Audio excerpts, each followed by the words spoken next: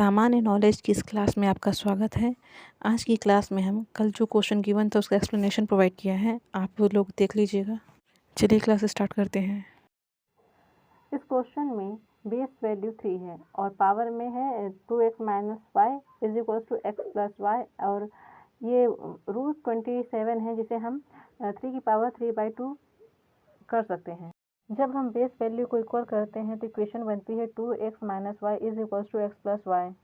इसे हम इक्वेशन 1 नाम देते हैं। इक्वेशन 1 को सॉल्व करने पर x की वैल्यू मिलती है 2y, और जब x प्लस वाई वाले इक्वेशन में जब हम x की जगह पर x की वैल्यू 2y पुट करते हैं तब उसका सम होता है 3y इज इक्वल टू 3/2। तो अब इसे मैंने यहाँ पर सॉल्व किया है। y is equal to 3/2 into 3/3 cancel out, तो y की वैल्यू आ गई 1/2। इस क्वेश्चन में बेस वैल्यू सेम है और हमें पता है कि जब बेस वैल्यू सेम होती है तो पावर ऐड हो जाती हैं। 2 4 3, यह इसे 3 की पावर 5 भी लिखा जा सकता है। जब 3 की पावर 5 को 0.20 से मल्टीप्लाई किया जाएगा तो 3 की पावर 1 ओनली शेष रह जाएगा। तो इस क्वेश्चन का आंसर होगा ऑप्शन सी। इस क्वेश्चन में दो फ्रैक्शनल वैल्यू डिवाइड के रूप में है। फ्रैक्शनल वैल्यू का डिवीजन जब मल्टीप्लिकेशन में कन्वर्ट होता है तो रेशनल वैल्यू इन्वर्स हो जाती है। अब इनकी पावर से पावर कैंसिल आउट होने के बाद रिमेन 2/5 5/2 से कैंसिल आउट होगा और इसके बाद इसका आंसर आएगा 1, जो कि ऑप्शन नंबर बी है। इस क्वेश्चन में हमें x की वैल्यू फाइंड करनी है। हमें x से सिर्फ क्या वैल्यू रखें जिससे आंसर 24 आ जाए, तो ऐसे क्वेश्चन को हम ऑप्शन के थ्रू करना पसंद करेंगे। अगर हम x की वैल्यू 1 रखते हैं तो 5 की power 1 plus 1 that is 2 minus 5 की पावर 1 माइनस 1 दैट इज 0। इसको सॉल्व किया जाएगा तो आएगा 25, और इसे सॉल्व करेंगे तो आएगा 1। तो 25 माइनस 1 इज इक्वल टू 24, जो कि ऑप्शन नंबर सी है। इस क्वेश्चन में 4 की power x is equal to root 2 की पावर 3y है। तो अगर हम 2 की पावर 2x लिख सकते हैं और रूट 2 को 2 की पावर 1/2 इंटू 3y भी लिख सकते हैं। जब बेस वैल्यू इक्वल होती है तो हम इसे 2x is equal to 3y/2 लिख सकते हैं, और x की वैल्यू निकालने के लिए जब अब 2 राइट साइड पे आके मल्टीप्लाई हो जाए तो x की वैल्यू होगी 3y/4, जो कि ऑप्शन नंबर ए है। ये क्वेश्चन और भी इजी है। इसमें 2 की पावर x है जो कि 256 से इक्वल है, तो इसको हम इस तरह से लिख सकते हैं 2 की पावर 8, और 2 की पावर 8 को हम 2 की पावर 3 से भी रिप्रेजेंट कर देते हैं। जब बेस की वैल्यू इक्वल हो जाती है तब यहाँ पर x की वैल्यू क्या आ जाएगी, ओनली 3, जो कि ऑप्शन नंबर बी है। इस क्वेश्चन में -1/3 4 3 की पावर -2/3 है।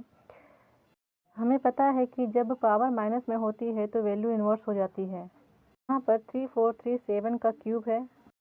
यहाँ पर -7 की पावर क्यूब इंटू 2 पावर 3 है, तो 3 से 3 कैंसल आउट हो जाएगा, तो बचेगा ओनली -7 की पावर 2, जो कि 49 है, और इसका ऑप्शन होगा डी। इस क्वेश्चन में सभी वैल्यू स्क्वायर के साथ साथ पॉइंटर में रूट के साथ हैं।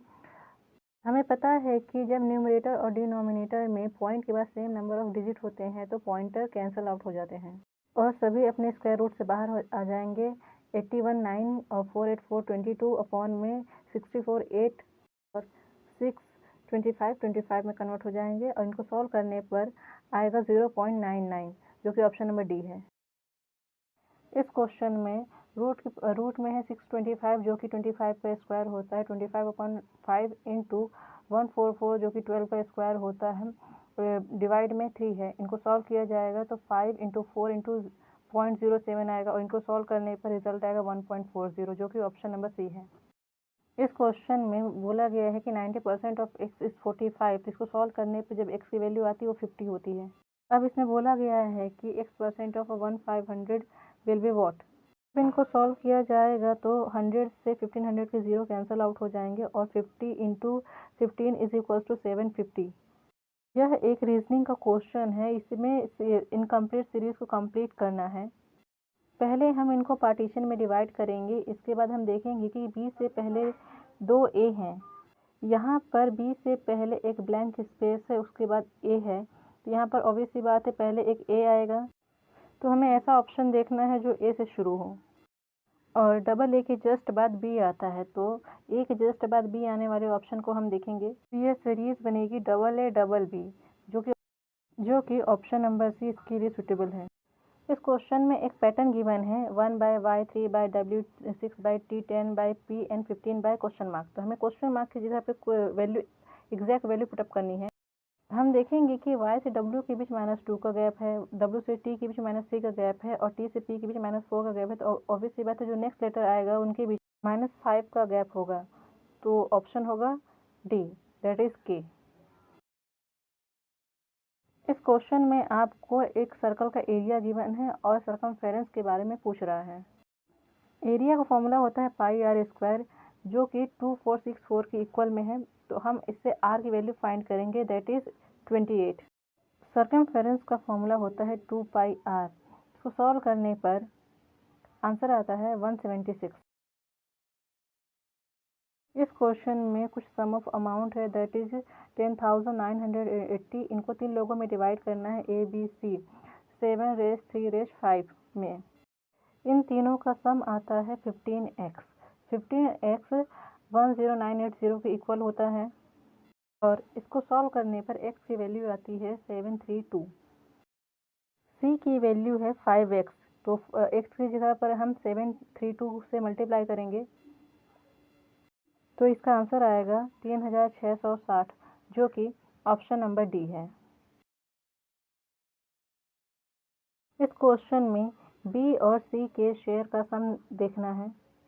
b की वैल्यू 3x है और c की वैल्यू 5x है। जब इन दोनों को सम किया जाता है तो वैल्यू आती है 8x। यहाँ पर x की वैल्यू 732 है। अगर हम इसे 8 से मल्टीप्लाई करेंगे तो इसका रिजल्ट आता है 5856, जो कि ऑप्शन नंबर ई है। इस क्वेश्चन में ए और बी के शेयर के बीच का डिफरेंस फाइंड करने के लिए बोला गया है। तो हमें पता है कि एक का जो वैल्यू है वो 7x है और बी की वैल्यू 3x है। दोनों को डिफरेंस निकाला जाएगा तो आएगा 4x। यहाँ पर x की वैल्यू हमें पता है 732 है, उससे 4 से मल्टीप्लाई करेंगे, मल्टीप्लाई किया जाएगा तो आंसर आएगा 2928, जो कि ऑप्शन नंबर बी है।